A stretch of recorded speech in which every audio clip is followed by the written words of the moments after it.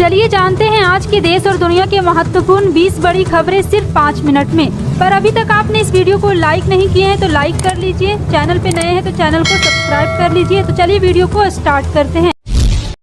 बुंदेलखंड में बीजेपी और बसपा को लगेगा झटका। गुड्डू राजा बुंदेला और भाजपा के भंवर सिंह शेखावत कांग्रेस में होंगे शामिल। शेखावत का कांग्रेसियों ने किया विरोध। पूरी जानकारी आपको विस्तार से देंगे, वीडियो को अंत तक जरूर देखें। बता दें कि मध्य प्रदेश में 2 महीने बाद विधानसभा चुनाव होने, इस हिसाब से अब बहुत ही कम समय बचा है। चुनाव से पहले बदल का सिलसिला भी तेज चल रहा है। इस कड़ी में बुंदेलखंड की सियासत में अब कांग्रेस की ताकत मजबूत होती नजर आ रही है। और आपको बता दें, बुंदेलखंड के कंदावर नेता और बुंदेला परिवार के गुड्डू राजा बुंदेला बसपा छोड़कर कांग्रेस का दामन थामने वाले हैं। 2 सितंबर को कांग्रेस की सदस्यता लेंगे। गुड्डू राजा वैसे तो उत्तर प्रदेश के ललितपुर के रहने वाले, लेकिन वो अब एमपी की राजनीति में एंट्री करने जा रहे हैं। सूत्रों की माने तो वो सागर की खुराई विधानसभा सीट से चुनाव लड़ सकते हैं। इसके साथ ही 2 सितंबर को कांग्रेस बीजेपी को फिर एक और झटका देने की तैयारी में है। बदनार के बीजेपी के सीनियर लीडर भंवर सिंह शेखावत के भी कांग्रेस में शामिल होने की अटकलें तेज है। हालांकि स्थानीय कार्यकर्ताओं ने इसका विरोध करना शुरू कर दिया। कार्यकर्ताओं ने पोस्टर लगाकर विरोध किया है, जिसमें लिखा है कि कांग्रेस तुझ बैर नहीं परंतु भाजपाई आयती तेरी खैर नहीं है।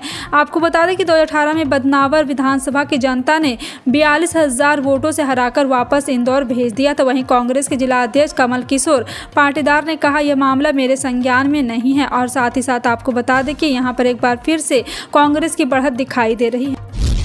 महाराष्ट्र में जब से बीजेपी शिवसेना का गठबंधन टूटा है, तब से ही उद्धव ठाकरे के करीबी माने जाने वाले संजय राउत लगातार बीजेपी पर हमलावर है। एनडीए सरकार गिरने के बाद भी संजय राउत लगातार बीजेपी पर निशाना साध रहे हैं और उन्होंने लोकसभा चुनाव को लेकर बड़ा बयान दिया। संजय राउत ने कहा, जो राजनीतिक दल चुनाव जीतने के लिए सर्जिकल स्ट्राइक का ड्रामा कर सकता है, जनता के मन में शंका है कि वो 2024 में चुनाव जीतने के लिए पूरे देश में दंगे करा सकता है।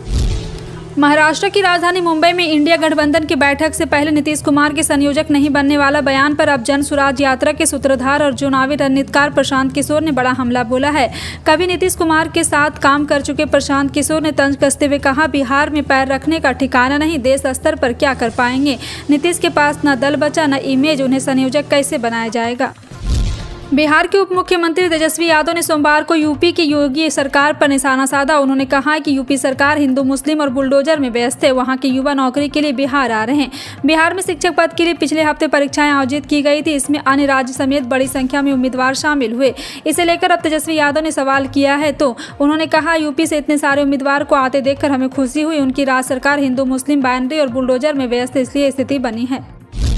बिहार में जातीय जनगणना का विरोध करते हुए केंद्र सरकार ने नया हल्फनामा दाखिल किया है। केंद्र ने संशोधित हल्फनामे में कहा है कि पैरा 5 अनजाने में शामिल हो गया था। दरअसल इस पैरा में ही था, केंद्र सरकार की जनगणना या जनगणना जैसी कोई भी कार्रवाई करने के लिए अधिकृत है। केंद्र सरकार ने नए हल्फनामे में पैरा 5 हटा लिया है। केंद्र ने कहा है कि जनगणना एक वैधानिक प्रक्रिया और जनगणना अधिनियम 1948 के तहत शासित होती है। साथ ही केंद्र सरकार की ओर से यह भी कहा गया कि जनगणना का विषय 7वीं अनुसूची में संघ सूची प्रविष्टि 69 के तहत शामिल है।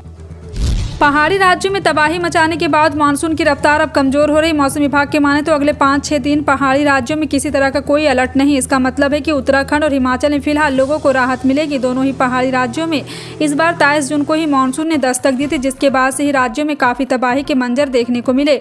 पहाड़ी राज्यों में अभी भी कई सड़कें बंद पड़ी हुई, जिसकी वजह से लोग परेशान हो रहे हैं। हालांकि अगले 5-6 दिन मौसम खुले रहने के आसार हैं, जिसकी वजह से अब मलबे को हटाने का काम तेजी से लाया जा सकता है। मध्य प्रदेश विधानसभा चुनाव और उसके बाद 2024 के लोकसभा चुनाव को फतह करने का बीजेपी ने प्लान बना लिया। बीजेपी ने नो रिपोर्ट फॉर्मूले को मध्य प्रदेश चुनाव में आलीजामा पहनाने की कवायद में है, जिसके तहत पुराने नेताओं का टिकट काटकर उनकी जगह पर नए और युवा चेहरे को उतारने की रणनीति है। इसके लिए बीजेपी अपने मौजूदा 40 से 50 विधायक और 1 दर्जन सांसदों का टिकट काट सकती है। बीजेपी इस फॉर्मूले पर गुजरात और उत्तर प्रदेश में चुनावी जंग फतह कर चुकी है और अब देखना है कि मध्य प्रदेश में बीजेपी क्या सियासी करिश्मा दिखाती है। मणिपुर में आज से असेंबली सेशन की शुरुआत हो रही है। 3 मई को शुरू हुई हिंसा के बाद ये पहली बार है जब विधानसभा का सत्र मणिपुर में होगा। हालांकि इस सत्र में विधायक सवाल नहीं पूछ सकेंगे। 10 कुकी विधायकों ने सत्र में शामिल नहीं होने का फैसला किया है। इसके लिए उन्होंने सुरक्षा का हवाला दिया। बता दें कि विधानसभा सत्र बुलाए जाने की मांग लंबे वक्त से की जा रही थी, मगर राज्यपाल की तरफ से इस बारे में अधिसूचना नहीं जारी की गई थी। कांग्रेस अध्यक्ष मल्लिकार्जुन खड़गे और पार्टी नेता राहुल गांधी ने मंगलवार को ओणम के अवसर पर देशवासियों को शुभकामनाएं दी। खड़गे ने एक ट्वीट में कहा, ओणम जीवन और आशा का उत्सव हर पौराणिक तथा आनंदमय अतीत की याद है। ओणम की भावना फसल उत्थान और साधवों की पवित्रता सभी लोगों के साथ एकजुटता, समृद्धि और भाईचारे की भावना को प्रेरित करता है। राहुल गांधी ने भी लोगों को शुभकामनाएं दी और कहा, ओणम की खुशी के मौके पर सभी को बधाई। यह खूबसूरत त्यौहार एकता के बंधन को मजबूत करे और सभी के लिए खुशियां लाए। केंद्रीय मंत्री गजेंद्र सिंह शेखावत द्वारा दायर मानहानि मामले में राजस्थान के मुख्यमंत्री अशोक गहलोत सोमवार को वीडियो कॉन्फ्रेंसिंग के जरिए दिल्ली के राउज एवेन्यू कोर्ट में पेश हुए। अशोक गहलोत के वकीलों ने उनकी ओर कोर्ट में अर्जी पेश करते हुए कहा, मामले में शिकायतकर्ता 3 सुनवाई में पेश नहीं हुए हैं। ऐसे में राजस्थान के सीएम को इस मामले से बरी किया जाना चाहिए। केरल में फसल और राजा महाबली की घर वापसी से जुड़े त्यौहार ओणम को लेकर प्रधानमंत्री नरेंद्र मोदी ने देशवासियों को शुभकामनाएं दी। पीएम मोदी ने एक्स पर ओणम की शुभकामनाएं देते हुए लिखा, सभी को ओणम की शुभकामनाएं। आपके जीवन में अच्छे स्वास्थ्य, अद्वितीय आनंद और अपार समृद्धि की वर्षा हो। पिछले कई वर्षों में ओणम एक वैश्विक त्यौहार बन गया है और यह केरल की जीवन संस्कृति को खूबसूरती से प्रदर्शित करता है।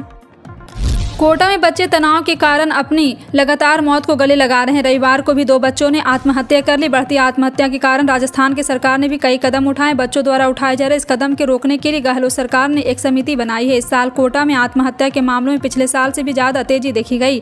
महिंद्रा समूह के अध्यक्ष आनंद महिंद्रा ने भी बढ़ते आत्महत्या से चिंतित होकर कहा, वह इस खबर को लेकर के बहुत ही चिंतित है और उन्होंने कहा है कि इसमें परेशान होने की खबर। उन्होंने बच्चे को सलाह देते हुए कहा, बच्चों को इस पड़ाव पर अपना लक्ष्य खुद साबित करना चाहिए। फिलहाल आपका इन सभी खबरों पर क्या कहना है, कमेंट सेक्शन में टाइप करके जरूर बताएं। इसी तरह की पल पल की अपडेट जानने के लिए जुड़ रहे हैं आप अपने NTS न्यूज़ चैनल से। मिलते हैं अगली बड़ी खबर में, तब तक के लिए जय हिंद।